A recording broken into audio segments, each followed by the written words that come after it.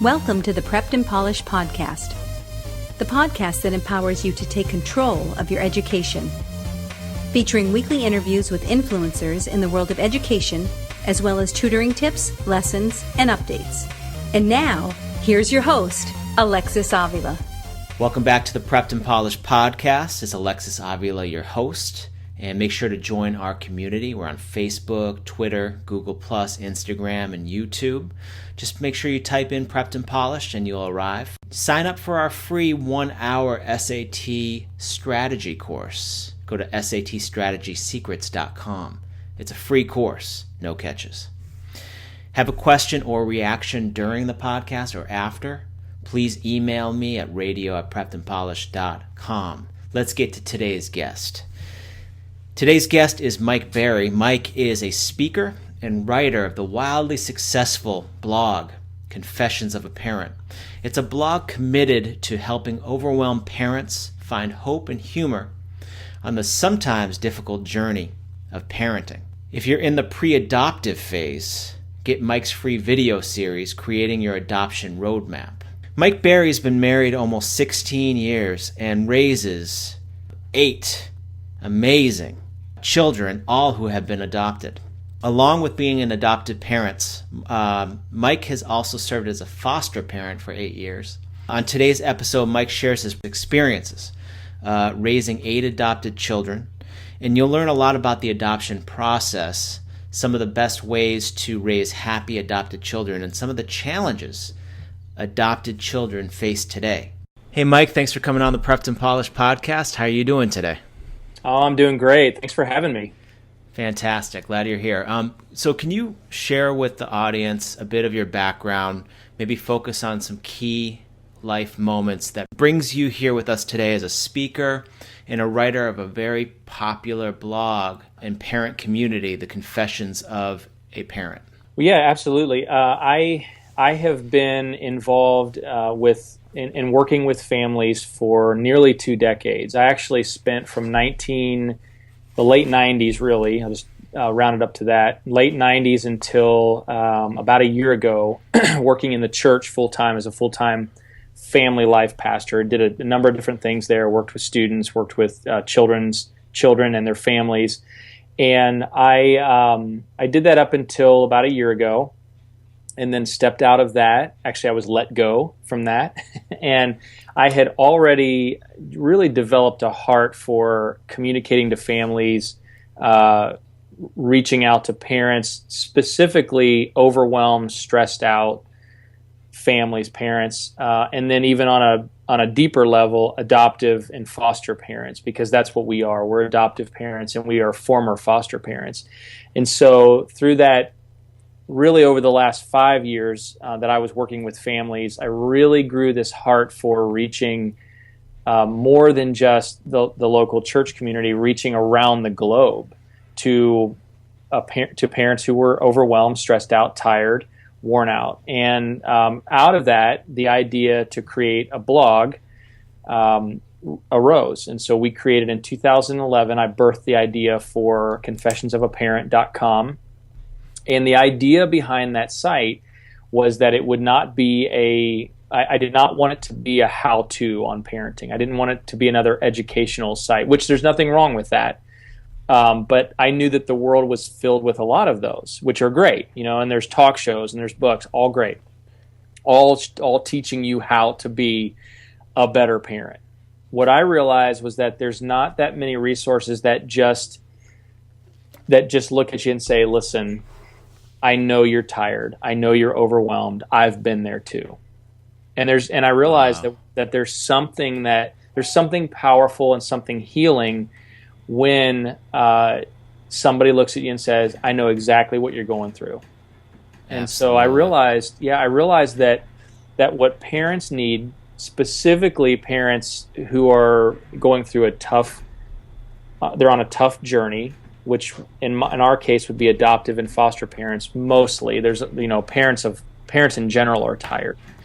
Realize that that they need a community. They need a place where it's okay to not be okay. It's okay to be broken. It's okay to raise your hand and say, yeah, I'm struggling. So that's really where the idea for confessionsofaparent.com was born, and we launched it a year later in 2012, and it's grown. It started off with I think we had like 500 visitors the first month. Now we have over 20,000 visitors a month. So wow, in 15 different countries. So it's pretty cool. It's been a really, really fun ride. So wow, that's amazing. Congratulations. So thank you. Now for parents, and I'm sure you can check out those many how-tos about to answer this question, but the adoption process is daunting. That's the first thing that comes to my mind. There's a lot of obstacles, money, the waiting game.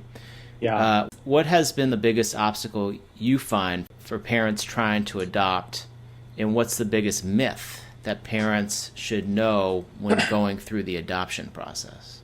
Oh wow, those are great questions. The way I'll answer the first question is that most pre-adoptive parents, and when I say pre-adoptive, I'm talking about either people who have just begun the process or are thinking about it and have no idea where to begin. We'll classify those as pre-adoptive. The biggest thing that the biggest obstacle they have is that they just don't know where to begin, or they don't have any. They have a lot of questions and very few answers.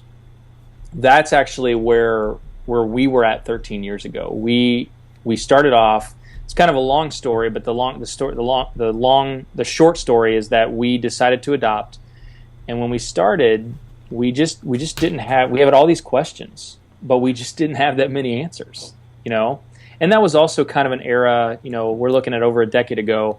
Adoption really hadn't reached the spotlight like it is today. Okay. So there were. It was getting there. But Sure. you didn't have the celebrity adoptions like you do now. Sure. With the Angelina Jolie, the Brad Pitt, people like that, and so doesn't have much. And you didn't have movies, like The Blind Side or The Odd Life of Timothy Green, things like that. Sure. So the biggest obstacle we faced and people face today is that they don't know where to start, and they have a lot of questions and not that many answers. So that's probably, I would say, hands down one of the biggest. Before you get into the money, before you get into the specifics of paperwork and process and training and home studies, it's that deer in headlights. Oh my gosh, where do I even begin? Because most people jump in. They're going to jump first, like, oh yes, we're going to do this. They get excited, Right. You take the family who's had fertility issues and they cannot have children biologically. They're super excited. Right. They're ready to go, and all of a sudden it's like, whoa, wait, what? I don't know. Where do we start? Where do we begin? So that's probably biggest obstacle. The biggest myth is that we've found in the thousands of families we've worked with. It's the hero complex. And what I mean by that is this: people oftentimes, not always, if they're just beginning the adoption process, they make the mistake of seeing themselves as Superwoman or Superman. Wow. That I'm going to swoop down into this country, or I'm going to swoop into this rough neighborhood, and I'm going to rescue this child. Right. And the problem with that is that it gives you a distorted view of yourself, and it gives you a distorted view of adoption, because that's not what adoption's about. Adoption is not about rescuing a child from a devastating, dark situation, even though you may be doing that. Adoption is about changing the life of a child and changing your life, and then overall changing the world. So that's that's probably the biggest myth that people have, is that there's several, and I would say that's the biggest one, the hero complex. The second one, if I can add one more in there, Sure. That I've heard mostly from men, is that I don't know if I could ever love a child that's not my own. That's how they say it, and I'm quoting that. I don't think I could ever love a child that's not my own. Now, there's a problem with that statement. Number one, classifying a child as your own or not is not a correct way to say it. The correct way would be to say I don't know if I could love a child that's not biologically mine, right? But the other problem there is that you're underestimating the capacity of your heart, of your humanity when you say that and when you believe that. I thought that 13 years ago when we started, but it absolutely washed away.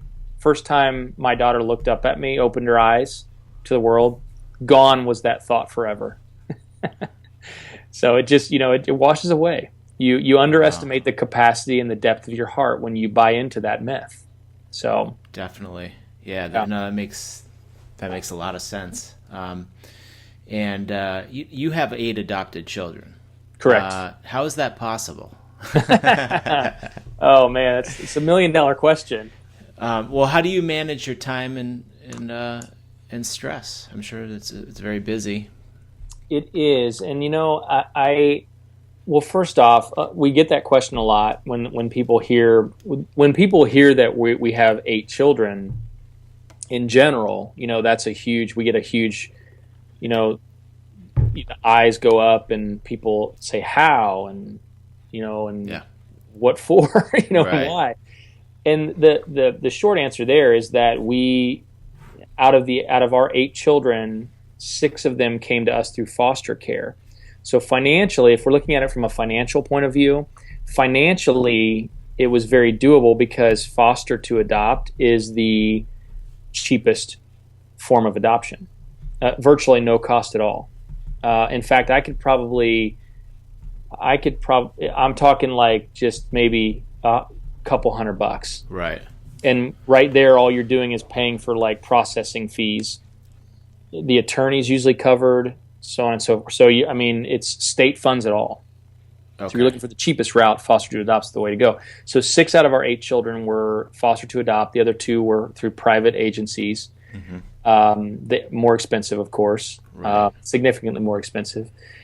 On the time side of it, I'll give a huge shout out to my wife because she is a genius at managing chaos. I'm not.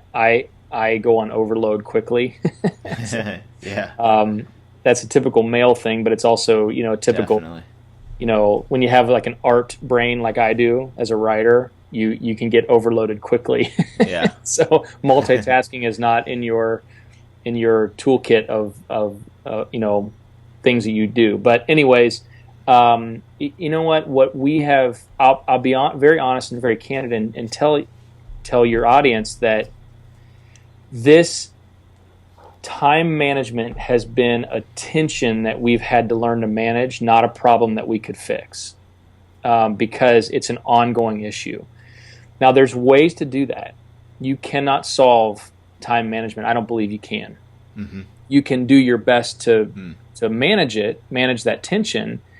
It comes down to communication. Yeah. We've had to learn communication. We've had to learn, Kristen and I, my wife and I have had to learn how to talk and how to communicate details. One of the ways we did that is we use a shared calendar. Our iCal is shared. So we both have a shared calendar. We've developed what we call an ironclad schedule, and that means that while our kids are at school, we bust our tails to get work done. For her, she works at an office. She goes to a place of business. I work from home. So from 9 till 3, it is go time. And then we know that from 3 o'clock on, no work.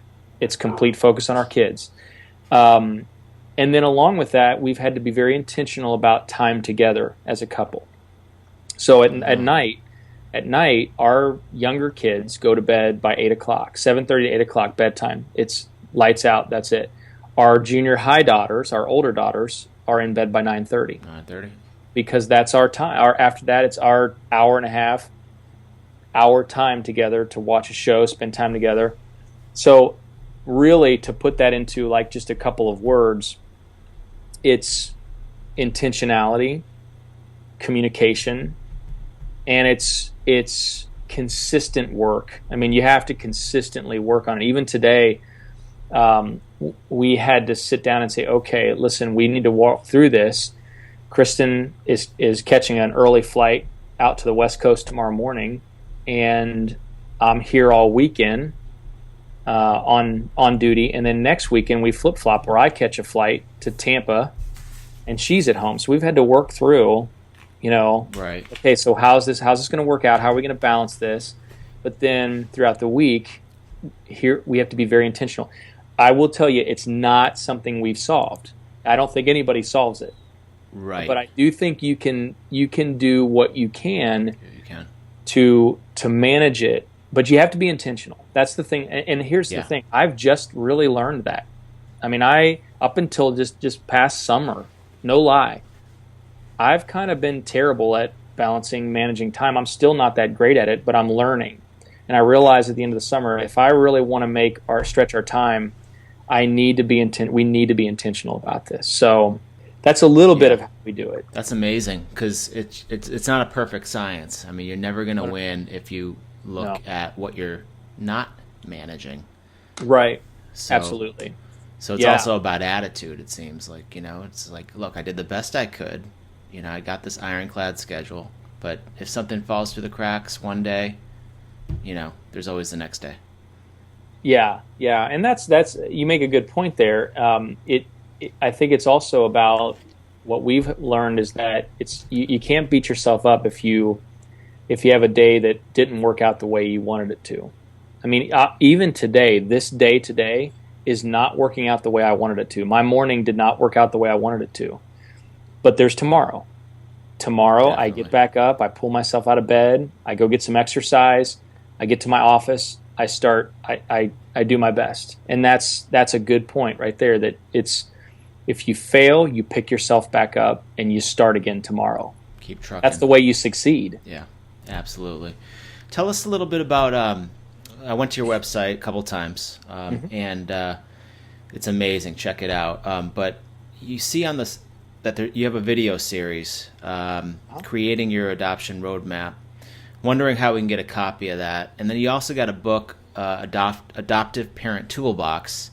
How do you get a copy of that? And what kinds of stuff will you find in there, the video series, the ebook? Yeah, absolutely. Well, let me tell you about the video series, which is Creating Your Adoption Roadmap. That is actually a free.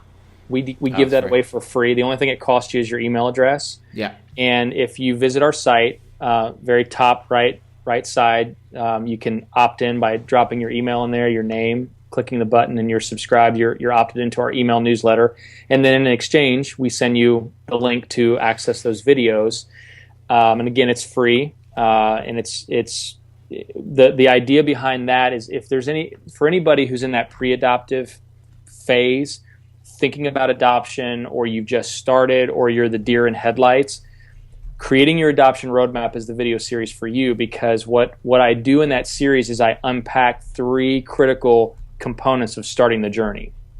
I talk about the mental shift that you need to make, the switch that you need to make in your mind before you begin. Then we walk through some big questions that arise on the journey, especially after you first start, like, whoa, I didn't, how do I do this? Or I didn't foresee this, what do I do? We talk about those, and then we also talk about what a strong support community looks like and why you need one. So that's a free download. Just visit the blog. In fact, there's a couple of ways to get it. If you hang around the blog long enough, a little box will pop up right in the middle that invites you to download the series.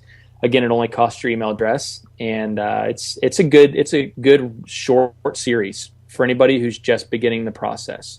Nice. The book, The Adoptive Parent Toolbox, is it's an ebook, and if you visit, you can link to it through our blog. On the very top bar of the blog, there's a link that says book, a little category. I think category. It says book. You can click there, and it'll take you right to the landing page. And if not on the blog, visit adoptiveparenttoolbox.com, and you can purchase the ebook there. And awesome. It's a $9.99 ebook, and that's how you get it. And to answer your other question, I told you a little bit about Creating Your Adoption Roadmap. The Adoptive Parent Toolbox is what we call a brain dump of everything we've learned, the insights we've gained, the stories we've heard and even lived personally, over a 13-year journey. So what we've done, we decided that, going back to that very first question you asked, when you're just starting out, or even on the journey, and you're trying to figure out, what do I do? Where do I go? You have all these big questions, and you don't seem to find many answers. We wrote the Adoptive Parent Toolbox out of that realization that we didn't have any resources when we first started. And so our heart is to create a really in-depth resource for anybody who's beginning the process, anybody who has questions, anybody who's thinking about going through the adoption process again, or even anybody who's a foster parent and thinking about either transitioning to adoption or, just has some burning questions when it comes to, caring for children. So what we did is we sat down over a 6 to 8 month period and just really dumped out on paper everything that we've personally been through and everything that people we've walked with have been through, and formed it into a book. And the way it's designed is it's like a toolbox. So if you pop open a toolbox, and you're looking for tools to fix your sink, well, you're not going to need a saw, but you are going to need a wrench.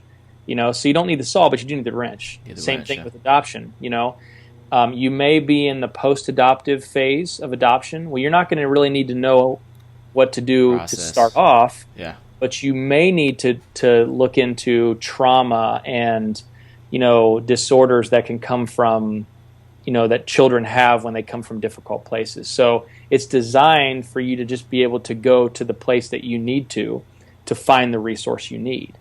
So that's it's awesome. Just like a toolbox. That's awesome. One thing that came to my mind is there's obviously some shady adoption agencies probably that prey on your money. Oh, yeah. And I was wondering, do you give tips on who to avoid, or do you not want to badmouth it? That's just not good. Oh, no. We're pretty honest. We actually say in the book, only work with credible agencies. Oh, okay. Only. We actually say, in fact, I did a video series along with this ebook. The video series isn't available anymore because we're actually transitioning that over into a new online course that's going to release in 2016. But in one of the videos, I interviewed the director of a thriving adoption agency, a private agency. And I actually asked her, I said, now in the book, we say never work with anybody but a credible agency. Never respond to Craigslist ads or, want ads in the newspaper. And I said, what do you think about that? And she was like, absolutely. Don't ever do that. She said, we tell people that all the time. So the truth is, and like I said, I'm pretty honest. I don't pull any punches. You're setting yourself up for disaster by responding to Craigslist ads, Facebook ads, any sort of ads that do not come from a credible agency. Yeah. For instance, the agency that we worked with here in Indianapolis, where we're from, is Adoption Support Center. And you look on their site and immediately you see all their credentials. Right. They tell you exactly what you're getting into. There have been very transparent, very detailed. There have been story after story that has come out in the news about people who, for a number of different reasons, they want to adopt. Their heart is just overflowing. They've been through fertility issues, couldn't get pregnant. They're ready to adopt. And out of that emotion, they jump.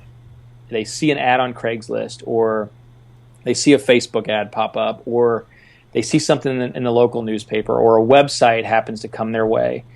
And they think, oh my gosh, this is perfect. And the person on the other end, or people, whoever it is, not 98% of the time it's a scam, are promising really fast placement, less expensive than what agencies charge. Run the other way. Delete that message from your inbox. It's fraud. Huge. Always work with a credible agency. Always. Can't say that enough. So we talk about that in the book. We have a whole section on finances, on what it's going to cost. We have a whole section on what to avoid. Avoiding those scams. We have a section on dealing with trauma. We actually talk about how to raise your funds without going into debt, which is no way. Which is actually something it's rubbed a lot of people the wrong way. if I could bring up a little tension, because we live in a world that is built on debt, so it's kind of the joke that we've always had around here is, man, we when we first started, we took this loan out, but what would have happened if we had defaulted on the loan? We wouldn't have had our kid repossessed, would we? So it's always a joke. That would not have happened, and we did not default on the loan. So absolutely, that's good to hear. Yes. So that's awesome. It's just a comprehensive toolbox of information. That's exactly what it is. Okay, so I'm wondering, you hear that when adopted children get to a certain age, they start to question their origin. So I'm wondering, you got 8 kids. Yep. Have any of your children asked or showed curiosity about their birth parents? And if so, how did you, as an adoptive parent, deal with this issue? Another great question. The first thing I'll tell you is that, and we actually talk about this in the book too. We're honest with our kids from the get-go. At the age, 2 of our children came to us as infants. Of course, my firstborn daughter was an infant. We adopted her the moment she was born. My youngest son came to live with us through foster care when he was 3 days old. And from the moment of understanding, we have been honest and said and let them know that you're adopted. And 3 of my children are African American, so that's pretty obvious. There's a pretty obvious difference, but we're very honest, very open, and we talk about birth parents in a very honorable light. Even if they've done some things in their life that has not been honorable, we still show the utmost respect to birth parents. We've been able to visit with several of our birth parents. Not all of them. Some of them Sure. We have not been able to. But we've dealt with a few situations over the last several years where there's been some brokenheartedness, either because a birth parent did not show up for a visit. Yep. Or because with one of our kids, there's no relationship with a birth parent. And we've allowed that grief. That's one of the most important things you can do, is allow that grief because that grief is real. There's real loss there. It would be the same as if you or I lost our father or a mother, and no longer had them in our life, or we never had met them. Our grief would be real. And so, we allow that grief to happen because it's healthy for that. It's healthy to do that. But then we also make sure that we're redirecting, and we're also spotlighting the positive points of life now as it currently is. Perfect. Which is huge. That's a huge thing, because it's very easy to allow that brokenness to become something more, if you're not careful. So we've had those questions before, and we haven't. I will tell you this: we haven't freaked out. We're non-panicky people, anyways. But for something like that, we don't panic over that. And we've actually counseled many, many adoptive parents who have had their child almost as if they're lobbing an emotional grenade. Say something like, well, you're not my real mom. You're not my real dad. Right. Well, they freak out over that. And we've had our kids say that before to us. Sure.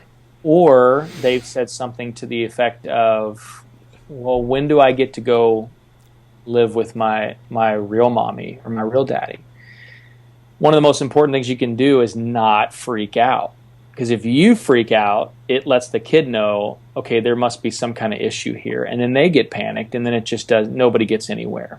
Right. So I think not panicking, being very honest, allowing the grief, and then being willing to redirect and move That's to awesome. What I always say is point to a healthier way of thinking, point to a healthier frame of mind. Yeah, that's awesome. Yeah. Have your experiences as a foster adoptive parent differed from your experience as an adoptive parent, or have there been no real differences? You know, it's not. There hasn't been a major difference. Of course, with our first daughter was a private adoption, and she was ours legally on paper. She was ours. When in the years that we were foster parents, you had to ask permission if you wanted to leave the state, or if you had to go to the doctor, or if a rash suddenly showed up. Oh, wow.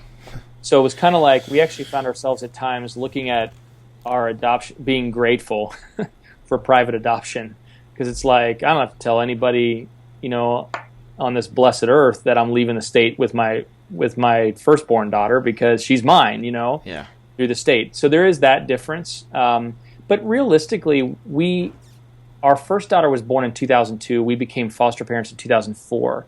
So we really can't remember a day when the rest of our children did not live with us. We're not a part of it. So our firstborn daughters really just kind of walked that road with us. So for us personally, there's not a major difference. We have walked with many families who have had some big differences. Two different, and a lot of that comes down, most of the time it comes down to you adopt a child at birth, you're the only parents he or she has ever known. But then you bring a child in who's 4 or 5 years old, and there's trauma and there's some special needs. That's the big difference that people deal with. Sure. So, sure. What have you found is the best way for you to raise an adopted child so she feels good about herself, and becomes successful going into young adulthood? Mm-hmm. I guess just like raising any child. I mean, there's no difference, right? But I was just wondering what you thought about that. Yeah, it's it comes down to perspective, and I will say this, and this will be an important thing for anybody in the audience who is considering adoption or has a traditional family. All their children are biological. It comes down to perspective, and I think it's really one of the things that we often, all the time, counsel families in this situation in the pre-adoptive phase. We tell them that we challenge them to never look at the children who come to them through adoption or through foster care as any different than their biological kids. And we know many families who do that. And in fact, I was having lunch with a friend back in the spring, and he and I went to high school together. We hadn't seen each other for 20 years. And as he's showing me pictures of his family, he's telling me who his kids are. And he goes through his kids who are biologically his. He doesn't say anything about them, but then when he gets to his two youngest sons, he says, "No, these are my adopted kids." Now, there's a problem with that. That's what you're saying. You're putting a title. Don't do that. Then you're differentiating. You're automatically making a difference. And so the perspective that we challenge people to have is you see all of your children as equal. You don't have adopted kids, you don't have biological kids, and please, for the love of all that's good and holy, don't say you have kids that are your own and then kids who are adopted. That's so incorrect on so many levels. You have biological kids, or you have children through adoption. But at the end of the day, you have children. Right. So it doesn't matter if some of my children are biological, some of them are adopted. They're my children. If I say that these are my adopted children and these are my biological children, I'm automatically putting a difference. I'm putting a definition on them, and that causes a lot of problems. So you, as a parent, have a responsibility not to put a definition, but unfortunately, in this society, we're so judgmental. How do you deal with, that person across the street saying, "Oh, well, he's got those. Are those your adopted kids?" Is that right? Okay to say, or do you have to teach them? Yeah, that's actually a really good question. We've actually written and spoken on that a lot, because that's a huge thing. That's especially a big topic when people are first going through one of the first things I learned in our pre-adoptive classes was the correct lingo. I was the person who would say, I would ask a person, "Are you ever going to have any kids of your own?" Back before I went through the adoption process. And then suddenly I realized, oh, wow. Yeah. I shouldn't be asking that. That's, because my firstborn, all my children are my own. They're my children. They wear my last name. So they are Barry kids.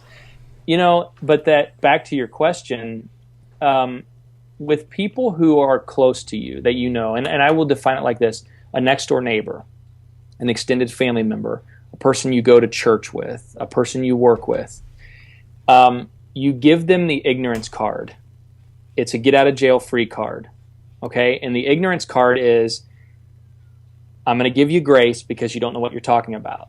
You're unfamiliar with adoption, and so it's okay that you say, it's okay that you ask me, do I have any kids of my own? It's okay if you refer to them as my adopted kids. So it's the ignorance card. Free card for you to have. It's redeemable with all adoptive families, hopefully.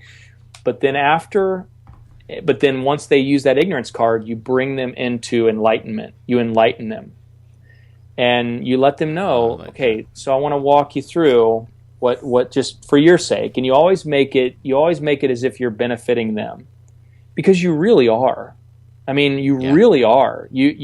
Because quite frankly, a person who goes around and talks about someone's real kids or, kids of their own, it's starting to become a social faux pas to do that, because adoption and foster care are now so widely known. Even people who aren't adoptive families or adoptive parents understand the differences.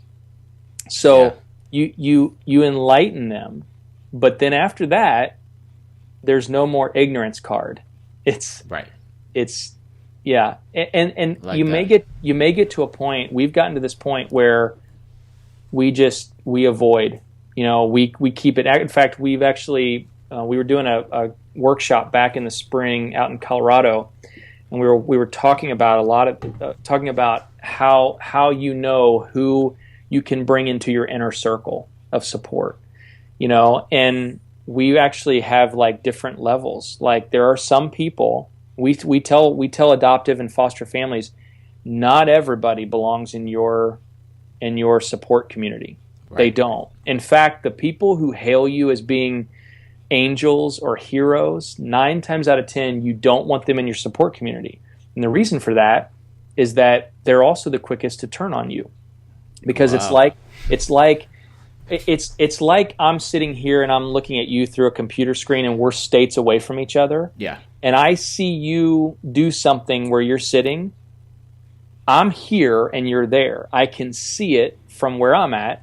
Right. But I'm not there experiencing it personally with you. So if you reach behind you and you grab a Coke and you take a drink, I can see you doing that, but I'm not there, and I can't take a drink of Coke as well, or I can't, you know what I'm saying? So there's like a divide, there's like a distance. So people who hail you and tell you things like, "Oh, you're so amazing," right. It's like they're sitting 5 states away, looking at your life. They have no clue what's going on there in your life, but they're so quick to hail you from a distance. Wow. But if they were to get up close and they were to experience a little bit of your life personally, they're also the quickest to turn tail on you or judge you. That's really like profound insight right there. Yeah, most people you would think that the person who says that you're a hero or something like that should be in your top tier sanctum, but yeah, it's not the case. No. You know what you want? You want people who you could absolutely fall apart in front of. You could cuss and scream and break stuff and rant and rave, right. And they won't flinch. Yeah. They'll just put their arms around you and say, it's going to be okay. Yeah, that's really interesting. Those are the people you want. That's really interesting, because it's kind of like in a way, it's like the celebrity mentality too. Like, because you put these stars on a pedestal, but as soon as somebody does something wrong, they're being crucified. So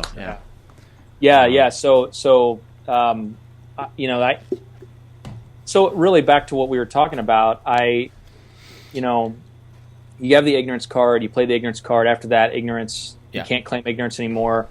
And then a lot of times we're asked questions like, what about in public? The way I answer that is, who cares? They're not. This is my family. I don't care what some grumpy old man in a restaurant says about my family, and we've had that happen. It's my family. These are my kids, and I don't owe anybody in this world an explanation. Perfect. So yeah, this is my family. What projects are you working on now? Anything new with your blog? Books coming out? You said something about a 2016 launch of a course. Yeah, actually, this is something really cool, and you're depending on when you air this, it may have already happened. Okay. Our blog is actually going through an overhaul right now, and it's going to relaunch or launch the beginning of October. I think the first full week of October, right around the 9th or 10th. It's going to relaunch, has a whole new look to it, new photography, has some new features to it. The other thing that we're launching right along with that is our parenting podcast, which is called Honestly Speaking. That debuts on October 14th. Nice. We're really excited about that. We've been working on that for about a year, and we're finally releasing that. There's a lot of things. We're releasing several courses, and basically the best way to find out, to keep updates on that, is by subscribing to our blog. When you get onto our email list, you'll stay up to date. I'm going to be releasing an online, it's a 5-session marriage boot camp that when you purchase this course over a 5-week period, you get to jump on to live calls very similar to what we're doing, and we walk through enriching your marriage and becoming a better spouse. Right behind that, on the heels of that, we're going to be doing a full-length course, 10-module course on finding rest as a parent, how to find rest, how to rejuvenate yourself. So there's a lot of things. I could fill an hour telling you about some of the projects we have. We love what we're doing. We love providing resources for parents, specifically adoptive, foster, and special needs parents. The best way to keep up to date is to get on our email list. So, and then of course that 2016 course, we'll tell you all about that too. Perfect. Mike, so we work with a lot of teenagers, so I'm wondering if you have any advice for them as they transition to young adulthood. So any teens listening to you today, before they become these independent young adults, any advice? The first thing I'll tell you is, I would tell them is stay calm. Stay calm. Be patient. One of the things that I did when I was an 18, 19, 20-year-old is I was so panicked. I just lived by panic. So I rushed into everything. And looking back, I wish I wouldn't have done that. I wish I would have been a little more calm. So I would say stay calm. And then the other thing I would say is you have no idea what life will look like 5 years from now, 10 years from now. When I'm talking to, religious people or, Christians or people of a faith base, I say it like this: you have no idea what God is doing and what he will do. That's what I say to faith-based people. But in general, I say you have no idea what your life will look like 5 years from now. I can say that personally. When I was in college, I had no idea 20 years, how long have I been out of college? 16, 17 years later, what I would be doing now. That is unbelievably fulfilling. So stay calm, be patient, trust and know that your life is going to tell a story that you can't even imagine with your heart. And in your case, and in many cases, life gets better. Yeah, absolutely. It doesn't get easier, but I agree with you. It gets better. It does. It becomes unbelievably fulfilling when you live it to the fullest, when you follow your dreams, and not just be a dreamer, but be a doer. Nice. That's the thing that I've learned. Perfect. So, Mike, is there anything else you'd like to share with the audience before we let you go? It's just great to be on here, and my hope with your audience is the same hope that I have every time we write, we blog, or every time we do a video, is that you walk away encouraged and you feel empowered and you feel motivated. So I hope that I can help accomplish that in some small way, and I hope that people are enriched by listening to this.